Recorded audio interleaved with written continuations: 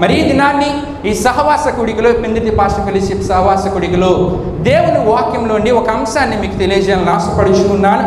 ఒక సేవకుడు తన జీవితంలో దేవుని నీతిని కలిగి దేవుని నీతిని బోధిస్తే ఆ సేవకుడు తన జీవితంలో ఎంత అద్భుతమైన దేవుని కృపను అనుభవిస్తాడు అనే అంశ సందేశాన్ని మనం ధ్యానం చేసుకుందాం. ఒక సేవకుడు తన జీవితంలో దేవుని నీతిని కలిగి దేవుని నీతిని బోధిస్తూ తన జీవితంలో ఇటువంటి ఆత్మీయ జీవితాన్ని కొనసాగిస్తూ ముందుకు కొనసాగితే ఆ సేవకుని జీవితం ఎంత అద్భుతమైన దేవుని కృపను అనుభవిస్తుందో. ఈ అంశానికి సంబంధించిన మూల వాక్య వచనాన్ని యేసుక్రీస్తు వారి ద్వారా పిలువబడి, యేసుక్రీస్తు వారి ద్వారా సరిచేయబడి, యేసుక్రీస్తు వారి ద్వారా బలపరచబడి, యేసుక్రీస్తు వారి కొరకై అనేక ఆత్మలను రక్షించి చివరికి యేసుక్రీస్తు వారి కొరకై హతసాక్షి మరణించిన అపోస్తలుడైన పేతురు గారు రాసిన 2వ పత్రిక 2వ అధ్యాయము 5వ వచనాన్ని మూల వాక్య వచనంగా తీసుకొని ఈ అంశ సందేశాన్ని మనం ధ్యానం చేసుకుందామండి. ముందుగా పేతురు గారు రాసిన 2వ పత్రిక 2వ అధ్యాయము 5వ వచనాన్ని మీ కొరకు నేను చదువుతూ ఉన్నాను. మరియు ఆయన పూర్వకాలముందున్న లోకమును విడిచిపెట్టక భక్తిహీనుల సమూహము మీదకి, ఫుట్ నోట్లో మనం చూస్తాం, లోకము మీదకి జల ప్రళయమును రప్పించినప్పుడు నీతిని ప్రకటించిన నోవాహును మరి 7 కాపాడెను అని ఆ వాక్య భాగంలో మనం చూస్తూ ఉంటాం. పేతురు గారి యొక్క అసలు పేరు సీమోన్ అండి. యేసుక్రీస్తు వారు పేతురు గారికి కేఫా అంటే రాయి అని పేరు పెట్టారు. పేతురు గారు ఒక సాధారణ జాలరి, కానీ యేసుక్రీస్తు వారు పేతురు గారిని నన్ను వెంబడించు అని చెప్పినప్పుడు తన వలలను, తన యొక్క పడవలను, తన యొక్క జీవనాధారాన్ని విడిచిపెట్టి యేసుక్రీస్తు వారిని వెంబడిస్తానని చెప్పి యేసుక్రీస్తు వారితో పాటు పేతురు గారు వచ్చేసారు. ఒక సరైన నిర్ణయాన్ని పేతురు గారు తీసుకొని వచ్చినందుకు గాను యేసు ప్రభువు వారి యొక్క 12 మంది శిష్యులలో ఒకటిగా ఎవరు చేర్చబడ్డారండి? పేతురు గారు చేర్చబడ్డారు. రూపాంతర పర్వతం మీద పేతురు గారు ఉన్నారు. యాహీరు కుమార్తె బ్రతికించబడినప్పుడు పేతురు గారు ఉన్నారు. చివరికి యేసు ప్రభువు వారితో గెత్సెమనే తోటలో కూడా ఎవరున్నారండి? పేతురు గారు ఉన్నారు. ఇంతగా పేతురు గారు యేసు ప్రభువు వారిని వెంబడించినా సరే చివరికి యేసు ప్రభువు వారి సిలువకు అప్పగించబడినప్పుడు, సిలువ శ్రమలు పొందుతూ ఉన్నప్పుడు యేసు ప్రభువు వారిని ఎరుగనని పేతురు గారు ఎన్నిసార్లు చెప్పారంట? 3 సార్లు చెప్పారు. 3 సార్లు యేసు ప్రభువు వారు అంటే నాకెవరో తెలియదయ్యా అని చెప్పి పేతురు గారు చెప్పారు. ఆ తర్వాత పశ్చాత్తాపడ్డారండి. పశ్చాత్తాపడిన పేతురులో పరిశుద్ధాత్మ శక్తి నింపబడింది. పరిశుద్ధాత్మ శక్తితో పేతురు గారు నింపబడి క్రీస్తు సువార్తను ప్రకటించి అనేక వేల మందిని క్రీస్తులోనికి ఎవరు నడిపించారంటే పేతురు గారు నడిపించారు. పేతురు గారికి దేవుడి సంఘ కాపరి బాధ్యతను అప్పగించారు. ఎంతగా పేతురు గారి దేవుని సువార్తను ప్రకటించినప్పుడు పేతురు గారి జీవితంలో ఎన్నో శ్రమలు ఎదురయ్యాయి, ఎన్నో హింసలు ఎదురయ్యాయి. కొన్నిసార్లు చెరసాలలో పేతురు గారు వేయబడ్డారు. కొన్నిసార్లు ముండ్ల కొరడాలతో పేతురు గారిని కుట్టారు. పేతురు గారి చివరి దినాల గురించి ఆలోచిస్తే సేవకులుగా మనందరిలో ఎంతో వేదన కలుగుతాయి. ఒక చరిత్రకారుడు, యూసిబిఎస్ అనే చరిత్రకారుడు పేతురు గారి చివరి దినాల గురించి రాసి తెలియజేస్తూ ఉన్నారు. పేతురు గారినంట నీరో చక్రవర్తి ఎంతగానో హింసించాడంట పేతురు గారిని హింసించి పేతురు గారిని ఒక దుర్వాసనతో నిండిన ఒక చీకటి గదిలో బంధించాడంట. పేతురు గారి 2 చేతులకు సంకెళ్ళు వేసి బంధించాడంట. ఆ గదిలోనే 9 నెలలు బంధించి ఎన్నో హింసలు పెట్టాడు. ఆ గదిలో కనీసం కిందన పడుకొని నిద్రించడానికి అవకాశం కూడా లేని స్థితి.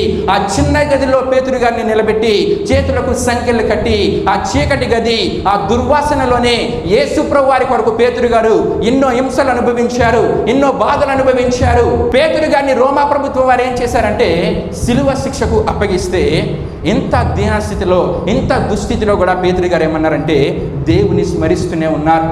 తన యొక్క భార్యకి వీడుకోలు వచ్చినాక ఏమన్నారంటే నువ్వు నీ జీవితంలో ప్రభువును స్మరించు, యేసు ప్రభువాన్ని మాత్రమే స్మరించుకొని జీవించని చెప్పి తన భార్యకు వీడుకోలు వచ్చినాక పేతురు గారు చెప్పారు. సిలువ శిక్షకు పేతురు గారిని అప్పగిస్తే నేను యేసు ప్రభువారిలా సిలువ వేయబడినన్నారు. పేతురు గారిని తల క్రిందులుగా సిలువ వేశారండి.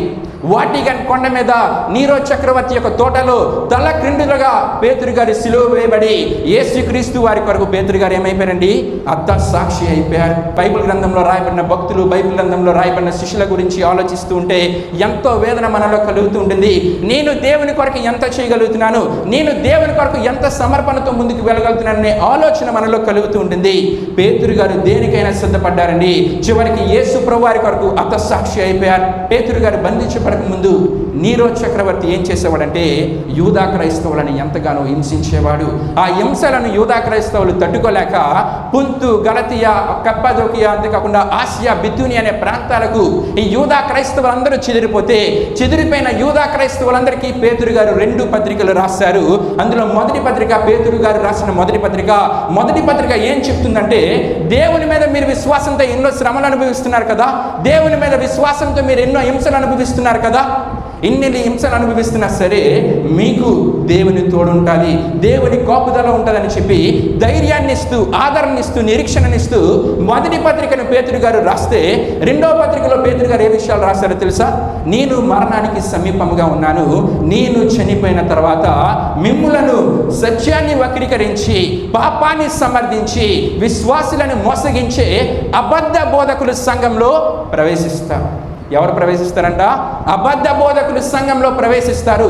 వారి విషయమై జాగ్రత్తగా ఉండండి చెప్పి ఎవరు రాశారంటే పత్రిక? పేతురు గారు 2వ పత్రికలో కొంత భాగాన్ని రాశారండి. ఈ అబద్ధ బోధకుల గురించి పేతురు గారు రాస్తున్న సందర్భంలోనే మనం చదువుకున్న మూలవాక్య వచనం, పేతురు గారు రాసిన 2వ పత్రిక 2వ అధ్యాయం 5వ వచనంలో పేతురు గారు ఎవరిని జ్ఞాపకం చేస్తూ ఉన్నారంటే, పాత నిబంధనలో ఉన్న ఎవరిని జ్ఞాపకం చేస్తున్నారు? నోవాహును జ్ఞాపకం చేస్తూ ఉన్నారు. ఎందుకు నోవాహును జ్ఞాపకం చేస్తూ ఉన్నారు?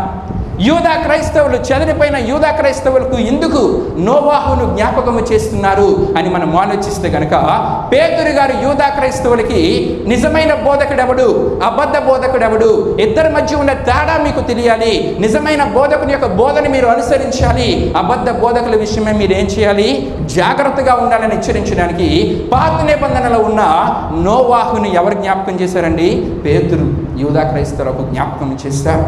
గనుకనే ఈ 2వ అధ్యాయం 1వ వచనం మనం చూస్తుంటాం, వీరు తమ్మును కొనిన ప్రభువును కూడా ఏం చేశారంట? విసర్జించారు. ఎవరు విసర్జించారు? అబద్ధ బోధకులండి. అబద్ధ బోధకులు ఏం చేసేవారంటే, ముందు దేవుని పక్షాన పనిచేసిన వారే ఇప్పుడు దేవుని గురించిన అబద్ధ బోధలను ప్రకటిస్తూ ఉన్నారు. దేవుని పక్షాన పనిచేసిన వారే యూదా క్రైస్తవుల దగ్గరికి వెళ్ళి అబద్ధ బోధలు చేస్తూ, అబద్ధ ప్రవచనాలను చెప్తూ విశ్వాసులను ఆదాయ వనరులుగా మార్చుకుంటారంట. ఈ విషయాన్ని పేతురు గారు ముందుగా ఎవరు చెప్తున్నారు? యూదా క్రైస్తవులకు చెప్పి హెచ్చరిస్తూ ఉన్నారు. వారు ఏం చేస్తూ ఉంటారంటే, ఈ అబద్ధ బోధకులు పేతురు గారు చెప్తారు 2వ అధ్యాయం 1వ వచనం మనం చదువుకుంటే, వారు దేవుని సత్యాన్ని వక్రీకరిస్తారు.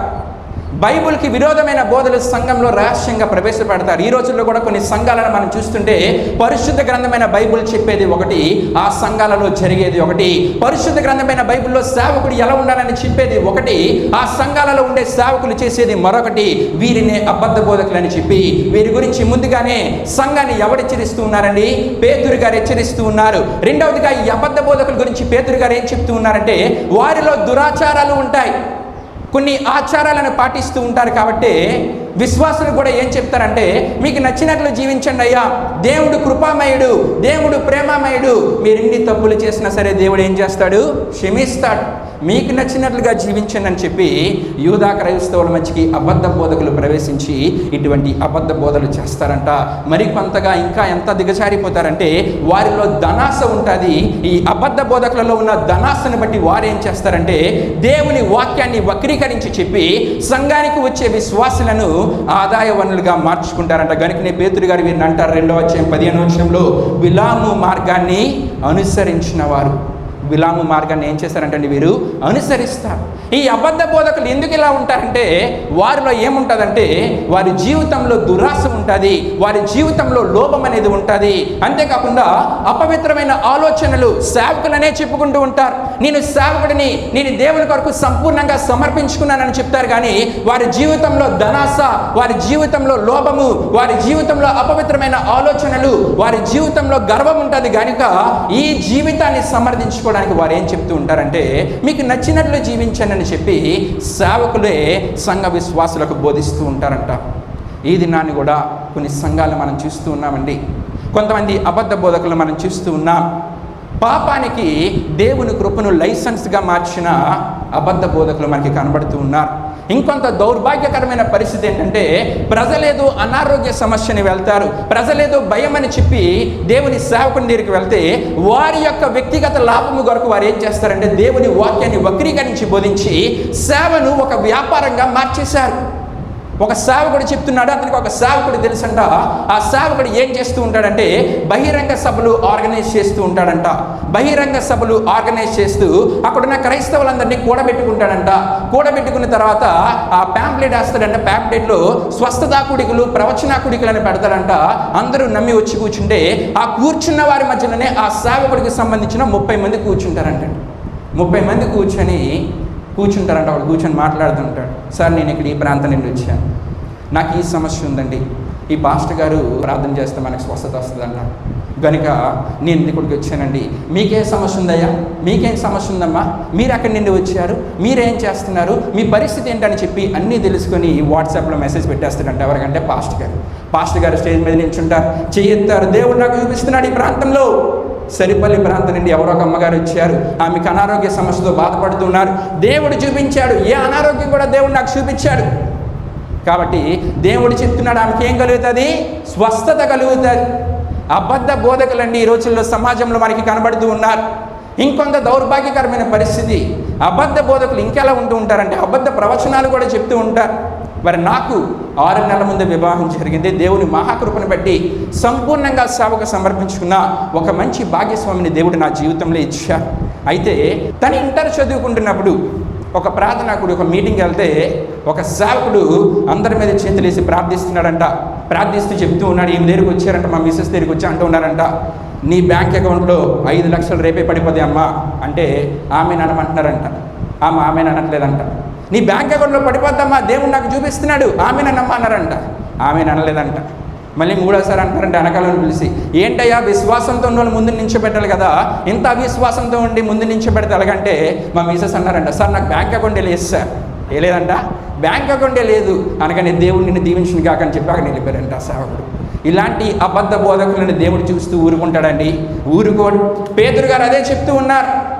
పేతురు గారు ఏం చెప్తూ ఉన్నారంటే ఇటువంటి అబద్ధ బోధకుల విషయమై మీరు జాగ్రత్తగా ఉండాలి. వారి మీదకి వచ్చే నాశనం కునికి నిద్రపోదని చెప్తూ ఉన్నారు. వారి మీదకి వచ్చే నాశనం ఆలస్యం కాదు, ఎప్పుడైనా నాశనం అయిపోతారు. కాబట్టి అటువంటి వారి యొక్క బోధలు మీరు వింటే వారి మీదకి వచ్చే తీర్పులు మీ మీద కూడా వస్తాయా? అటువంటి వారి యొక్క బోధలు మీరు వింటే వారి మీదకు వచ్చే నాశనం మీ మీద కూడా వస్తుంది. కాబట్టి అటువంటి వారి విషయమై, ఈ అబద్ధ బోధకుల విషయమై జాగ్రత్తగా ఉండి మీరు ఇటువంటి వారి బోధన వినాలంటే దేవుని నీతిని ప్రకటించిన నోవాహు లాంటి సేవకుల బోధన మీరు ఏం చేయాలి? వినాలి. వింటే మీరు కాపాడబడతారు, మీ కుటుంబాలు కాపాడబడతారని చెప్పి పేతురు యూదా క్రైస్తవులను హెచ్చరిస్తూ ఉన్నారండి. దేవునికి స్తోత్రం. హల్లెలూయా, హల్లెలూయా. ప్రియమైన ప్రభు సేవకులారా, ఈ కడవరి దినాలలో దేవుని సేవ చేస్తున్న మనము ఎలా ఉండాలంటే నోవాహు వలె దేవుని నీతిని మన జీవితంలో కలిగి దేవుని నీతిని బోధించే సేవకులంగా మనం ఉండాలి. 2 విషయాలు చెప్తున్నాను. మొదటిగా మనలో దేవుని నీతి ఉండాలి. రెండవదిగా మనము దేవుని నీతిని ఏం చేయాలండి? ప్రకటించాలి. కానీ ఈ రోజుల్లో కొంతమంది సేవకుల్లో ఈ జీవితం కనబడట్లేదు.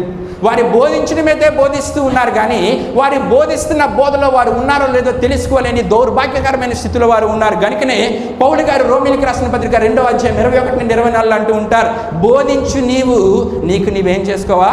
బోధించుకోవా? విభచరించదని చెప్తున్నా కదయ్యా, నీవు విభచరించదువా? మిమ్మును బట్టియే కదా దేవుని నామం ఏమవుతుందండి? అన్యజనుల మధ్య దూషించబడుతుంది. అంటే కొంతమంది సేవకులు దేవుని నీతిని బోధిస్తూ ఉన్నారు, వారి జీవితాలు ఏం లేదండి, నీతి లేదు. దేవుని నీతిని బోధిస్తున్నారు, కానీ జీవితంలో నీతి లేదు. దేవుడు కోరేది ఏంటంటే నీతిగా జీవించి నీతిని బోధించండి అయ్యా. వార్తల్లో చూస్తుంటే ఎంతో బాధ అనిపిస్తుంటుందండి. కొంతమంది సేవకులే అక్రమ సంబంధాలు, కొంతమంది సేవకులే దోచుకునేవారిగా, దొంగలుగా కనబడుతూ ఉంటే సేవకు ఎంత అపమానం కలుగుతుందో ఆలోచిస్తే బాధ అనిపిస్తుంది. అటువంటి సేవ చేస్తున్న వారిని చూసి మన ప్రాంతాలలో మనం సేవ చేస్తున్నప్పుడు మనల్ని కూడా అపమానించేవారు ఎంతోమంది తయారవుతూ ఉన్నారు. ప్రభు సేవకులలో నీతి ఉండాలి, ఆ నీతిని సేవకుడు బోధించాలి. అదే సమయంలో ఇంకేం కనబడుతుందంటే దేవుని వాక్యాన్ని బోధించే సేవకుడిలో నీతి ఉండాలి, ఆ సేవకుని కుటుంబంలో కూడా ఏముండాలంటండి? నీతి ఉండాలి. సేవకునిలో నీతి ఉండాలి, సేవకుని కుటుంబంలో కూడా నీతి ఉండాలి. ఈ మాట నేను చెప్పడానికి గల కారణం ఏంటంటే, కొంతమంది సేవకులు ఖచ్చితమైన వాక్యాన్ని బోధిస్తారు, నీతిగా జీవిస్తారు, కానీ ఆ సేవకుల కుటుంబాలలో ఉన్న వారి పరిస్థితి చూస్తే ఎంతో బాధ అనిపిస్తుంది. ఒక సేవకుడు గురించి నేను విన్నాను. ఆ సేవకుడు ఖచ్చితమైన వాక్యాన్ని బోధిస్తాడంట, ఖచ్చితమైన నీతిని ప్రకటిస్తాడంట, ఖచ్చితంగా జీవిస్తాడంట, కానీ తన కుమారుడే ఒక అన్య యవనస్తురాల్ని ప్రేమించాడంట. ఇంటిలో వివాహానికి ఒప్పుకోకపోతే ఆ యవనస్తురాలను పట్టుకొని ఉంచాడంట. ఇప్పుడు ఆ సేవకుడు సంఘం ముందు నిలబడి పరిశుద్ధత గురించి బోధిస్తే ఏం ప్రయోజనం అండి? ఏమైనా ప్రయోజనం ఉన్నట్లా? ఏం ప్రయోజనం లేదు. ఒక సేవకురాలు శరీరం నిండా ఆభరణాలు ధరించాలంటే సేవకుడు బోధిస్తాడు, అందము, మోసము, సౌందర్యం, వ్యర్థము, బాహ్య సౌందర్యము, అంతరంగ సౌందర్యం గురించి ఆయన వాక్యాన్ని బోధిస్తే ఆ వాక్యానికి ఏమైనా ప్రయోజనం ఉంటుందా? ప్రయోజనం ఉండదు. సేవకుడు నీతిగా ఉండాలి, సేవకుని కుటుంబం నీతిగా ఉండాలి. అప్పుడు సేవ చేస్తే ఆ సేవను దేవుడు గొప్ప ఆశీర్వాదకర స్థితిలో నిలబెడతారండి. దేవునికి స్తోత్రం. హల్లెలూయా, హల్లెలూయా. నోవాహు గురించి పేతురు గారు ఎందుకు జ్ఞాపకం చేస్తూ ఉన్నారంటే, నోవాహు నీతిపరుడండి. నోవాహు నీతిపరుడు, నీతిగా జీవించాడు. నోవాహు నిందారహితుడు, అంటే తనలో ఏ పాపము లేదు. నోవాహు దేవునితో నడిచినవాడు, అంటే నోవాహు జీవితంలో నీతి ఉంది. అదే సమయంలో నోవాహు ఏం చేస్తున్నాడంటే తన కుటుంబాన్ని కూడా ఎందులో నడిపించుకుంటాడంట? నీతిలో నడిపించుకుంటున్నాడు. నోవాహు నీతిగా జీవించాడు. నోవాహు కుటుంబం కూడా ఎలాగుందండి? నీతిలో ఉంది. కనుకనే దేవుడు నోవాహుకి జల ప్రళయం రాబోతుంది అని చెప్పినప్పుడు నోవాహు ధైర్యముగా ఏం చేశాడంటే జల ప్రళయం గురించి ఆ కాలంలో ఉన్న ప్రజలకు ప్రకటించాడండి. జల ప్రళయం గురించి ప్రకటించాడు. నోవాహు ఓడను కడుతూ ఉంటే వారందరూ ఎందుకు కడుతున్నావయ్యా అంటే జల ప్రళయం రాబోతుంది, మిమ్మల్ని మీరు జాగ్రత్త పరుచుకోండి అని చెప్పి నోవాహు హెచ్చరించాడు. ఎందుకంటే నోవాహు నీతిగా ఉన్నాడు, నోవాహు కుటుంబం కూడా ఎలాగుందండి? నీతిగా ఉంది. నోవాహు నీతిగా ఉన్నాడు, నోవాహు కుటుంబం కూడా నీతిగా ఉంది. కాబట్టి నోవాహు నీతిని ఖచ్చితంగా ప్రకటించగలిగాడు. ఎంత ఖచ్చితంగా ప్రకటించాడంటే వారి యొక్క అక్రమ క్రియల విషయమై, వారిలో ఉన్న భక్తిహీనత విషయమై ఎక్కడ నోవాహు రాజీ పడలేదండి. త్రాగుబోతులుగా ఉన్నారా మీరందరూ? దయచేసి మారండి, జల ప్రళయం వస్తుందంట, మీరందరూ నాశనం అయిపోతారంట. దేవుడు నాకు చెప్పాడు, మారితే మీరు బ్రతుకుతారు, మారకపోతే మీరు జల ప్రళయంలో కుట్టుకుపోతారని చెప్పి నోవాహు వారు వినకపోయినా సరే సుమారు 100 నుండి 120 సంవత్సరాలు అదే మాటను ఖచ్చితంగా దేవుడు చెప్పమనేదే బోధించాడండి. 120 సంవత్సరాలు బోధించాడు. ఆ 120 సంవత్సరాలు తాను కూడా నీతిగా ఉన్నాడు. ఆ 120 సంవత్సరాలు తన కుటుంబాన్ని కూడా దేవుని నీతిలో నడిపించుకోగలిగాడు. తన కుటుంబాన్ని కూడా నడిపించుకోగలిగాడు. ఆ 120 సంవత్సరాల్లో నోవాహు ఈ లోకంలో ఉన్న వారితో కలిసిపోలేదు. ఆ లోకంలో ఉన్న వారికి ఇష్టమైన బోధ చేయలేదు. దేవుడు ఏదైతే చెప్పమన్నారో దాన్ని నోవాహు ప్రకటించాడు. గనుకనే ఖచ్చితంగా దేవుని నీతిని నోవాహు ప్రకటించాడు. గనుకనే తన కుటుంబాన్ని దేవుడు ఏం చేశారంటే ముందుకు నడిపించారండి. జల ప్రళయం వచ్చింది. భక్తిహీనులుగా ఉన్న వారందరూ ఏమైపోయారంటే నీటిలో కొట్టుకుని పోయారు. కానీ నోవాహు కుటుంబం మాత్రము దేవుని యొక్క కృపను ఎక్కడ అనుభవించిందండి?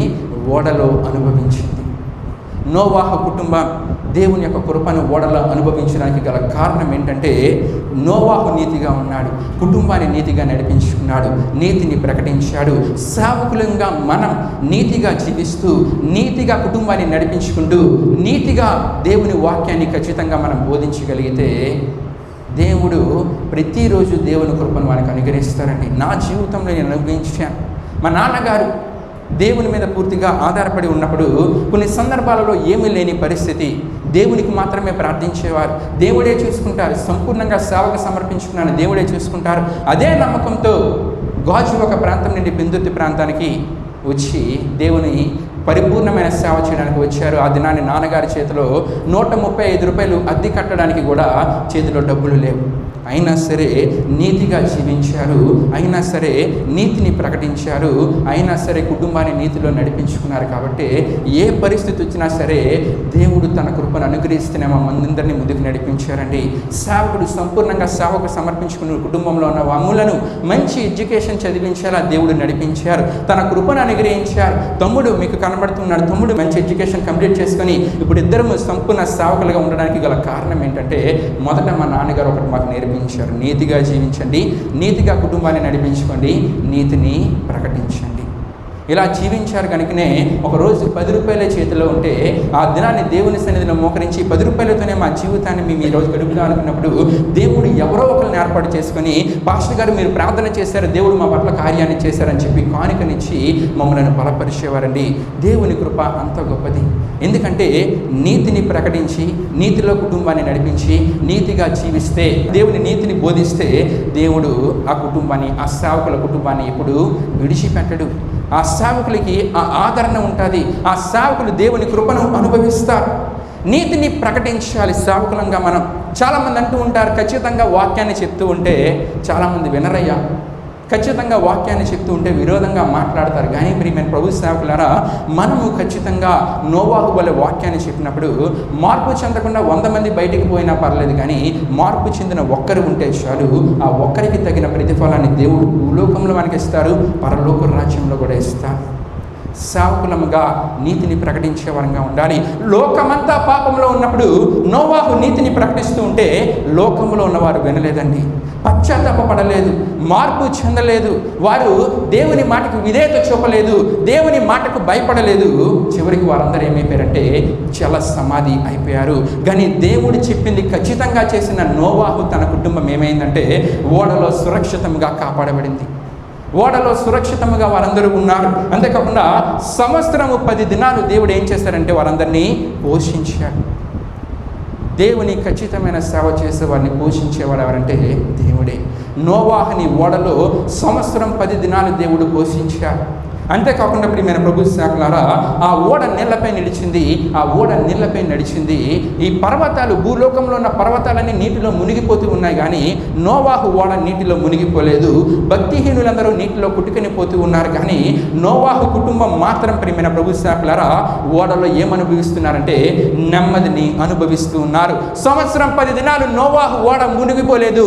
సంవత్సరం 10 దినాలు నోవాహు ఓడకి చిన్న రంధ్రము కూడా కాలేదు.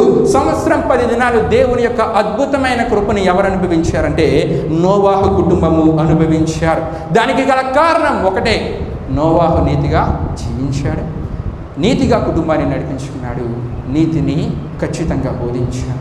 చివరికి ఆ ఓడ ఎక్కడ నిలిచిందంటే అష్షూరు దేశానికి ఉత్తరాన ఉన్న అర్మేనియా అనే దేశంలో 17,000 అడుగుల ఎత్తుగల ఆరారత్తు కొండపై ఏం నిలిచిందంటే నోవాహు ఓడ నిలిచిందండి. అంటే అంత ఉన్నతమైన స్థలంలో నోవాహు ఓడ ఎలాగుందంటే సురక్షితముగా ఉంది. ఎవరైతే నోవాహు వలె ఖచ్చితంగా సేవ చేస్తారో, ఖచ్చితంగా జీవిస్తారో, ఖచ్చితంగా కుటుంబాన్ని నడిపించుకుంటారో అత్యున్నత స్థితిలో దేవుడు నిలబెడతారు, అత్యున్నత స్థితిలో సురక్షితముగా దేవుడు ఉంచుతాడు. ఇటువంటి వారికి యెషయా గ్రంథం 58వ అధ్యాయం 14వ వచనంలో ఉన్నట్లు అటువంటి సేవకులను దేవుడు దేశం యొక్క ఉన్నత స్థలములకు ఎక్కిస్తారు. అటువంటి సేవకులను దేవుడు ఉన్నత గౌరవాన్ని ఇస్తారు, ఉన్నత గుర్తింపునిస్తారు, ఉన్నత స్థితిని కలుగు చేస్తారు, ఉన్నత అభివృద్ధిని కలుగు చేసి దేవుని యొక్క ఉన్నతమైన సేవలో అద్భుతంగా ముందుకు నడిపిస్తారు. కాబట్టి ఈ మాటలు నేను ముగిస్తున్నాను. ప్రభు సేవకులముగా అబద్ధ బోధలకు దూరంగా ఉందాం, వారి గురించి ప్రార్థిద్దాం. ప్రభు సేవకులంగా మనం నీతిగా జీవిద్దాం. ప్రభు సేవకులముగా మన కుటుంబాన్ని నీతిలో నడిపించుకుందాం. ప్రభు సేవకులముగా ఖచ్చితమైన దేవుని వాక్యాన్ని వచ్చే వారికి బోధిద్దాం. అలా బోధిస్తే కనుక దేవుడు తన కృపలో అనుదినము మనల్ని ముందుకు నడిపిస్తాడండి. దేవుడి పరిశుద్ధ వాక్యాన్ని మన వెనుకల్లో దీవించును గాక.